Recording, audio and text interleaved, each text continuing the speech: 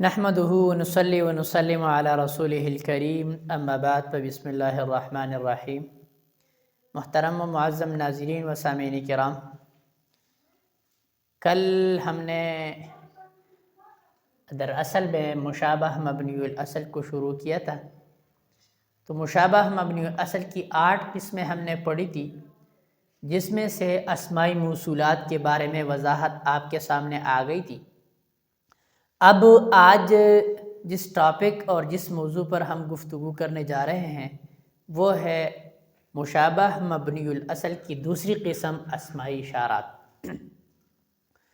تو آپ کے ذہن میں ہے کہ ہم نے مبنی کی 2 قسمیں بیانائی تھی، ایک مبنی الاصل اور ایک مشابہ مبنی الاصل، اور اس کی تعریف، ڈیفینیشن اور وضاحت ہم نے یہ کی تھی کہ اگر ذات کے اعتبار سے کوئی چیز مبنی ہے تو وہ مبنی الاصل ہے، اور اگر ذات کے اعتبار سے کوئی چیز مبنی نہیں ہے لیکن اس کے آخری حرکت، اس کا آخری لفظ تبدیل نہیں ہوتا، مختلف عوامل آتے رہتے ہیں لیکن تبدیلی اس میں نہیں آتی، تو پھر اس کو ہم کہیں گے مشابہ مبنی الاصل۔ مشابہ مبنی الاصل میں سے ہم نے ایک قسم کی وضاحت کی تھی، وہ ہے اسمائی موصولات۔ دوسری قسم کی وضاحت کی طرف آج ہم جا رہے ہیں۔ اگر آپ کو اسمائی موصولات کے بارے میں پتہ نہیں ہے اور آپ جاننا چاہتے ہیں کہ یہ مشابہ مبنی الاصل کیوں ہے، تو آپ ضرور اس پچھلے سبق کو سن لیجئے۔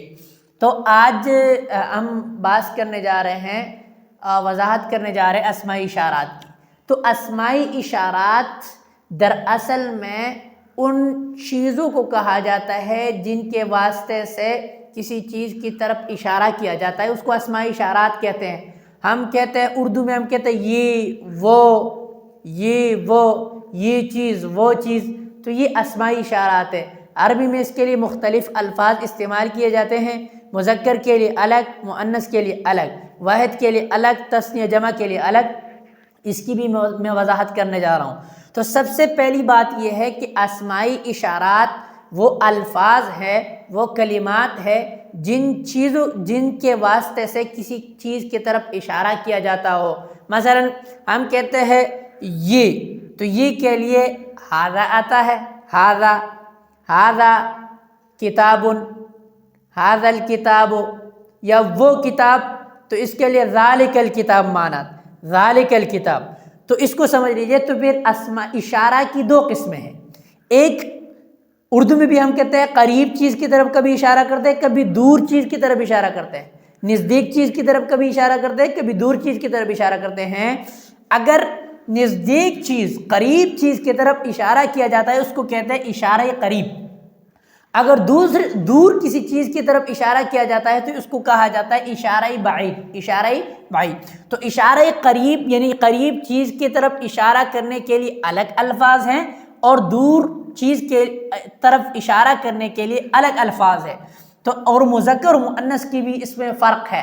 اگر مشار الیہ یعنی جس چیز کی طرف اشارہ کیا جاتا ہو اس کو کہا جاتا ہے مشار الیہ، مشار الیہ۔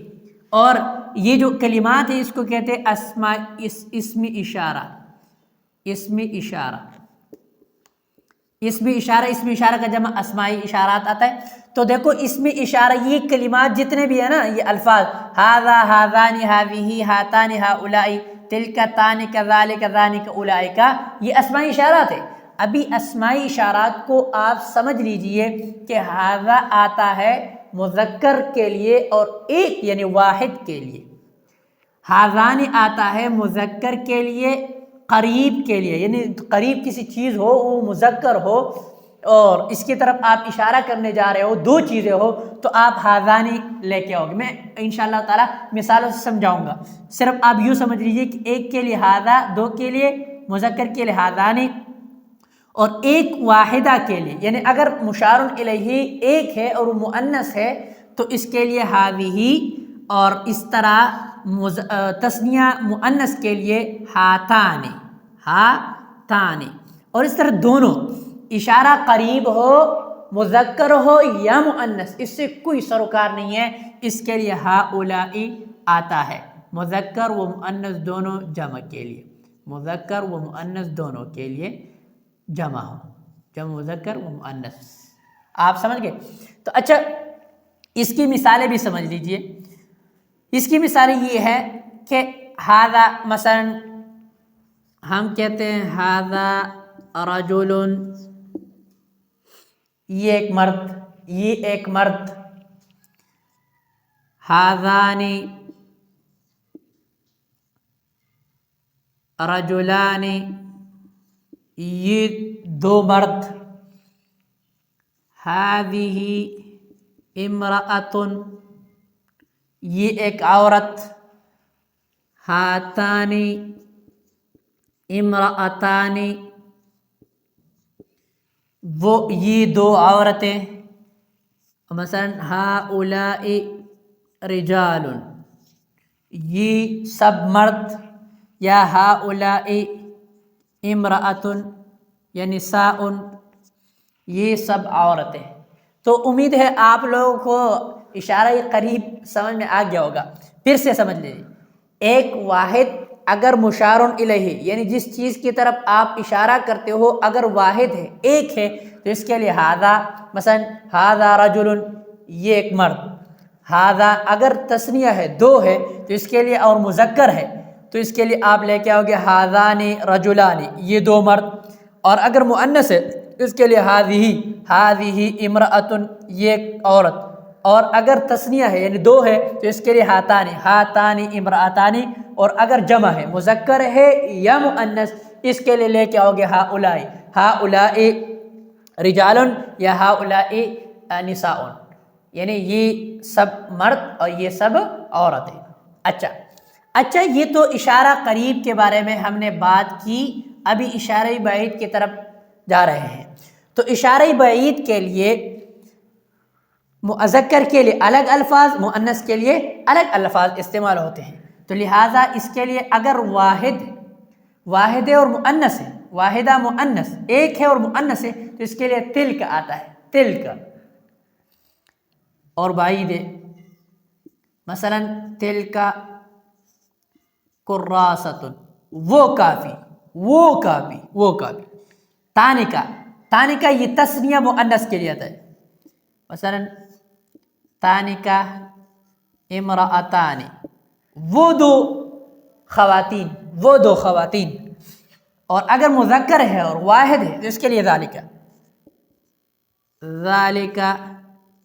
رجل، وہ ایک مرد.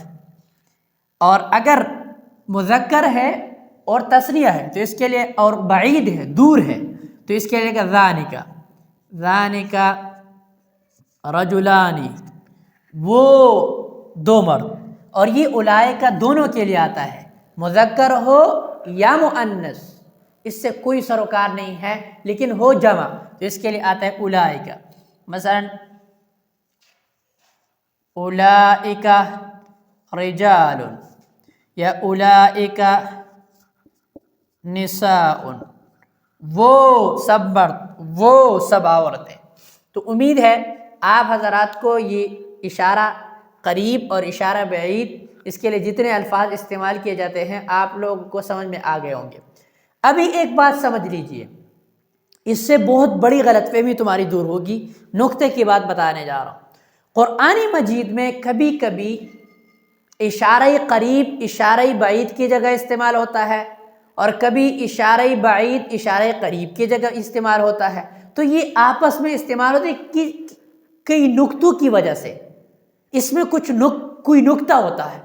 مثلا ہم قرآن مجید میں پڑھتے ہیں اولئک علی ھدی من ربہم، اولئک وہ لوگ، علی ھدی من ربہم اپنے رب کی طرف سے ہدایت پر ہے. تو اولئک، حالانکہ پہلے جن لوگوں کا تذکرہ ہو چکا ہے وہ تو مذکور، الذین یؤمنون بالغیب، یہ سب مذکور ہے، قرآن میں موجود ہے، قریب ہے. تو اولئک لانے کا کیا ضرورت ہے؟ تو یہ بات، حالانکہ وہاں تو ذالک لانا چاہیے تھا، ہؤلاء لانا چاہیے تھا، لیکن کیا لکھا؟ اولئک علی ھدی من ربہم. ہؤلاء کی جگہ اولئک لے کے کیوں لے کے آیا؟ کیوں؟ اس وجہ سے لے کے آیا کیونکہ یہ درجے میں بہت بڑے ہوئے ہیں. گویا کہ یہ ویسے حصن ہمارے قریب ہے، لیکن درجہ ان کا بہت بڑا ہوا ہے، اس وجہ سے ان کے لیے الفاظ جو لے کے اولئک لے کے. اسی طرح ہم قرآن مجید میں پڑھتے ہیں نا ذالک الکتاب، ذالک الکتاب، اور ترجمہ کرتے ہیں یہ کتاب. حالانکہ یہ ذالک کا ترجمہ ہم نے ابھی پڑھا کہ یہ نہیں ہے ذالک. ذالک کا ترجمہ مانا وہ یعنی دور. ابھی ذالک کا معنی ہے، اصل معنی تو ہے دور، یعنی دور کوئی چیز ہو اس کی طرف آپ اشارہ کرتے ہو تو آپ استعمال کرو گے ذالک. لیکن ہم اس کا ترجمہ کرتے ہیں یہ کتاب. ذالک الکتاب، یہ جو کتاب ہے لا ریب فیہ، اس میں کوئی شک نہیں ہے. کیوں ترجمہ یہ کرتے ہیں؟ حالانکہ ذالک تو وہ کتاب اس کے لیے لکھے. تو اس کو بھی سمجھ لیجئے. میں نے آپ لوگوں کو وضاحت کی کہ کبھی کبھی اشارہ بعید اشارہ قریب کی جگہ استعمال ہوتا ہے. اس میں کچھ نقطے ہوتے ہیں، کچھ وجوہات ہوتی ہیں، بلاغت کی کچھ وجوہات ہوتی ہے. اس وجوہات کی بنیاد پر یہ اشارہ قریب، اشارہ بعید اور اشارہ بعید اشارہ قریب کی جگہ استعمال ہوتا ہے. مثلا ذالک الکتاب، حالانکہ ہونا یہ چاہیے تھا کہ ھذا الکتاب، لیکن ذالک کا ذکر کیا. وجہ کیا ہے؟ تو وجہ یہ ہے کہ دراصل یہ کتاب جو ہے یہ قرآن مجید ہمارے بالکل قریب ہے. ھذا الکتاب ہونا چاہیے، لیکن ذالک اس وجہ سے لے کے آیا کیونکہ مرتبہ میں یہ بہت بڑی کتاب ہے. اس کا مرتبہ اتنا ہے کہ وہاں تک ہم پہنچ ہی نہیں سکتے، اسی وجہ سے ذالک لے کے آئے. اور بات، ایک اور نقطہ بھی حضرات نے ذکر کیا کہ دراصل میں یہ قرآنی آیت جو نازل ہو رہی تھی اس زمانے میں یہ قرآن ایسے مجموعے کے شکل میں نہیں تھا، الگ الگ تھا، آیتوں کے شکل میں الگ الگ لکھا ہوا تھا. تو ذالک کا اشارہ ہے اس قرآن کی طرف جو حضرت ابوبکر صدیق رضی اللہ تعالیٰ عنہ کے زمانے میں جمع ہونے والا تھا. تو اس کی طرف چونکہ وہ بعید ہے، اسی وجہ سے اشارہ کہ ذالک الکتاب لا ریب فیہ، یعنی یہ جو قرآن حضرت ابوبکر اور حضرت عثمان کے زمانے میں جمع ہو جائے گا اور ایک مصحف میں لکھا جائے گا، اس کے جمع ہونے میں کوئی شک نہیں کرنا، لا ریب فیہ، اس میں کوئی شک نہیں ہے. تو امید ہے آپ حضرات کو اشارہ قریب اور اشارہ بعید سمجھ میں آ گیا ہوگا، اور آئندہ بھی ہمارے ساتھ رہیے اور اسی طرح عربی گرامر کو آگے لے کے جائیں گے، اور انشاءاللہ تعالی اس کے واسطے سے قرآن و سنت کو سمجھنے کی کوشش کریں گے. اللہ ہم سب کو دین متین پر چلنے کی توفیق عطا فرمائے. وآخر دعوانا الحمدللہ رب العالمین. Mufti Rahim Allah Khan.